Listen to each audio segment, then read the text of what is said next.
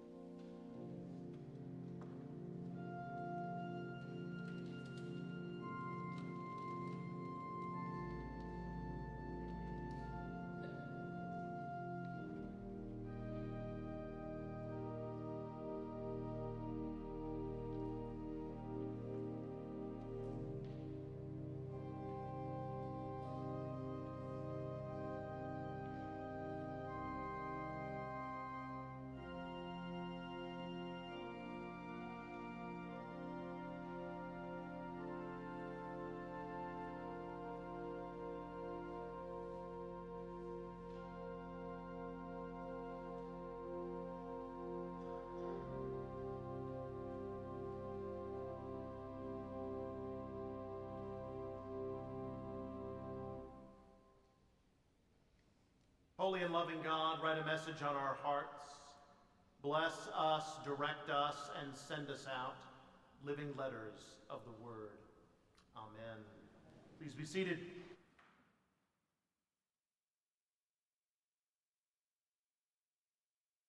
I love games, from classics like cribbage and backgammon to more recent favorites like Sushi Go and Secret Hitler. A popular choice on the choir tour was the ruthless Uno No Mercy. One game that I enjoyed when I was in grade school was the Game of Life. Perhaps you remember the Game of Life. It features a classic board with a path and a big spinner in the middle. You begin each game with a little plastic car that has holes in it for little pegs that represent passengers. At the beginning of the game, you start with one peg representing yourself, and then you add pegs as you play, representing your spouse and your children. As your life progresses and your car and passengers move across the board, you accumulate wealth through education, vocations, and investments. And you can lose wealth because of disasters or bills or other circumstances. You get the idea. It's not a complicated game. To win, your car must reach the end of the path, and then you count up how much money you earned during your life. And the player with the most wins. If we overanalyze a simple and innocent game like the Game of Life, we might bristle at the obvious materialism it celebrates. All of us would certainly conclude that real life is much more complex and about much more than simply accumulating. But does our world operate as such. If we consider how vocational or financial accomplishment is lauded, almost deified, rather than personal or emotional or spiritual accomplishment, how far is real life from the game of life? If we continue to accumulate more and more and more, what are we trying to prove? Was the quite profane but insightful satirist George Carlin correct when he said, "That's what life's all about, trying to find a place for your stuff"? In the interest of full disclosure, and with apologies to my better half, I should confess that while I was writing that last paragraph, I paused, opened Amazon, and bought something. Because I need more stuff. So we get richer. And I use we, meaning all of us, because compared to some of the poorest of the poor across the globe, all of us are rich. And as we get richer and continue to consume a larger percentage of the world's resources, while the poorest of the world continue to struggle for the very basics of survival, like food and shelter and medicine, what does that say about our priorities?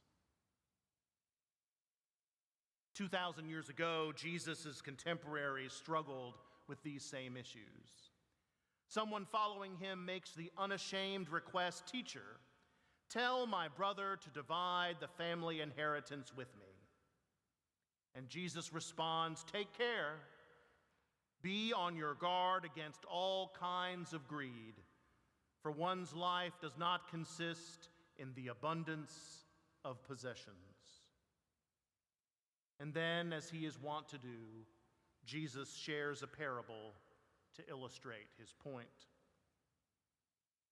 Jesus says, "The land of a rich man produced abundantly, and he thought to himself, 'What should I do?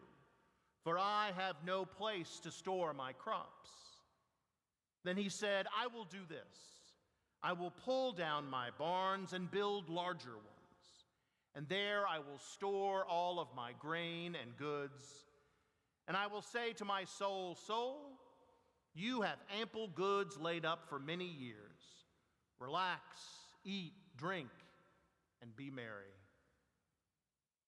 That sounds pretty good.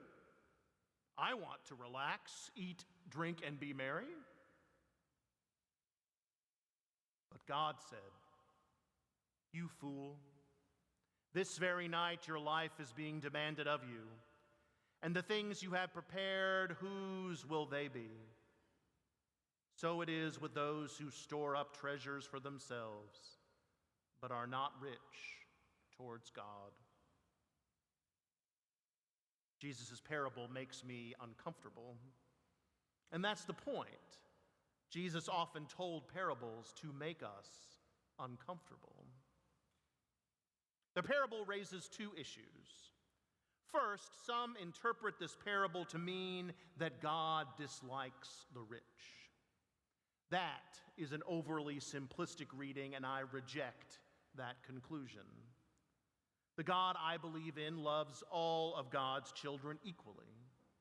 And so if I receive some type of abundance, large or small, through my hard work or thrift, or the hard work or thrift of my forebears, or by some other means, I need not be ashamed. But first, we should give thanks to God who gave us those blessings, use them wisely, and give as we are able to the good works of God.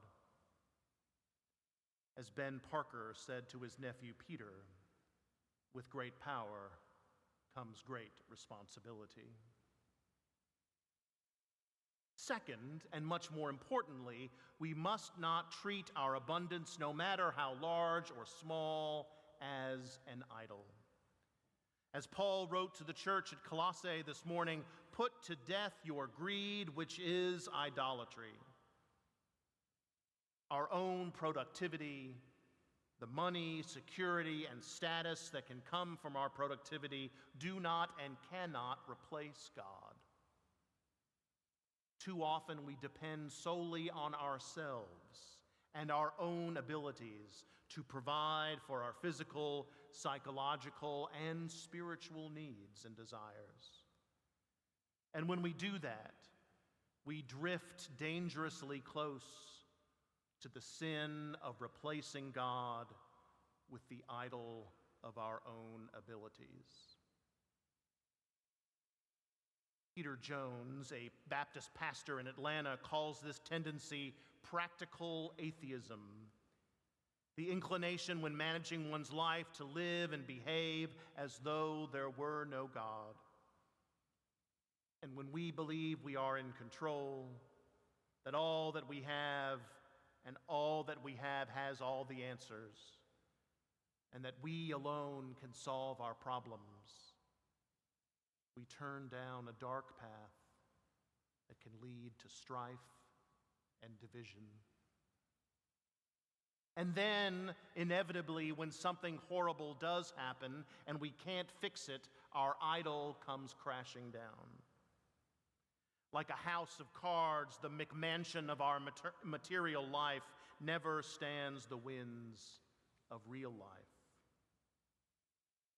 But the good news this morning, and there is good news, my friends, the good news is that when we decide to put aside our material dreams and our desperate clutching on our self-reliance, God is there. God was there, God is here, and God will be there to pick us up and provide for our real hungers and our real needs when our barns fail. As Jesus said in the Gospel of Luke, and I wish the creators of the lectionary had included these verses too in today's gospel, would have made my job a whole lot easier. But a few verses after this morning's reading, Jesus says, "Consider the lilies, how they grow. They neither toil nor spin, yet I tell you, even Solomon in all his glory was not clothed like one of these. But if God so clothes the grass of the field, which is alive today and tomorrow is thrown into the oven, how much more will he clothe you?" In other words, if we allow God to be God and not allow our stuff to control our lives and our souls, then we will be the real winners in the real game of life. And we will be filled, and we will be free. A life with Christ is more than a game. And in a world God created and said was good, so good that God became incarnate in Jesus, this life is not devoid of the joys of stuff. But those who know what stuff is ours and what stuff is God's, they will know peace.